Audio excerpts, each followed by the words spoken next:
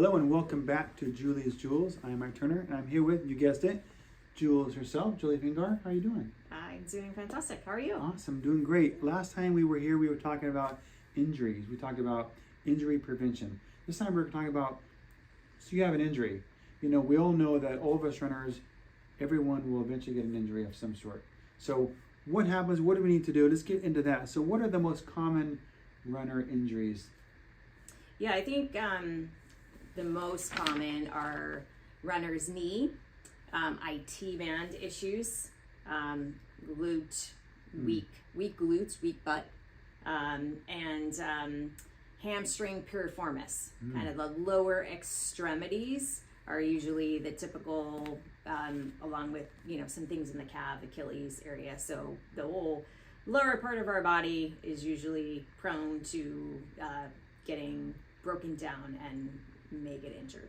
There's lots of things Yeah, I don't want to have. Yeah. Have you had some of those? No, I'm very few of those. I think I've had a lot of ankle related stuff, a lot of tendons, overuse injuries on tendons in my feet when moving them up and down. I've had that a lot. Then they get inflamed. I've had that.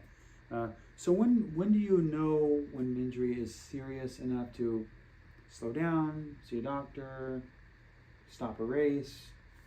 Yeah, this is a tough one because I think especially ultra runners, we can have that ultra mentality that like we'll just tough it out, and it's not what I heard. So things like a pop would be like a very telltale sign.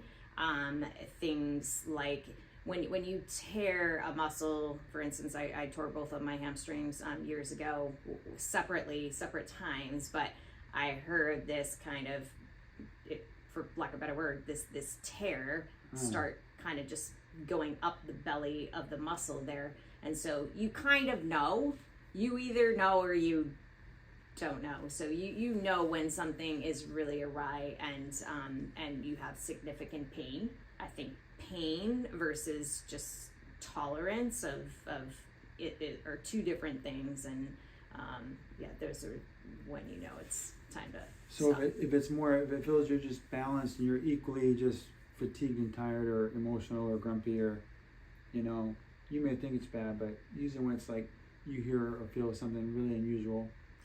Yeah, I really think like our guts intuition are super like on it, and so when you're out there and something comes up, it will tell you, and you should always go with like the first thing your intuition tells you in this kind of sense, that something is not right, and you need to, if you're in the middle of a race, get it checked out at the next aid station, or if you're on a training run, you need to bag it and not risk, hurting or injuring yourself further.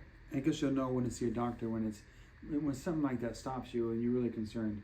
See a doctor. We're not doctors. We're not giving medical advice. These are just our tips and experience. So if you have something like that, you should see your doctor. Yeah, I always think it's great, if you've got a physical therapist, a chiropractor, obviously, orthopedic surgeon. There's a myriad of healers out there that have the knowledge and know what they're talking about. If you are unsure, don't try to self-diagnose yourself for weeks on end and Google everything.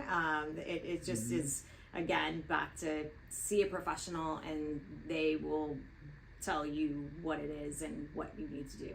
So how about toning it down?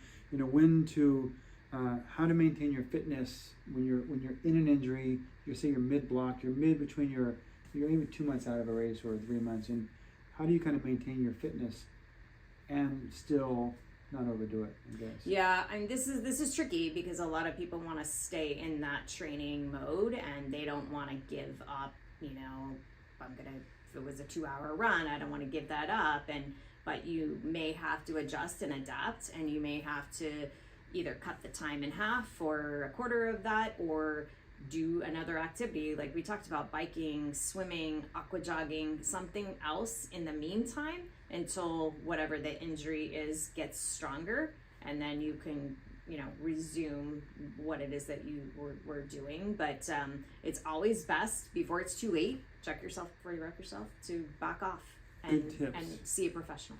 Check yourself before you wreck yourself. You heard it here first. Well, thank you, Julie. It's awesome. Good tips for. Yeah. There's more to that. There's active recovery. We can get into it, but we'll get into it on another show. Thank you. Yeah, you're welcome. Okay, bye.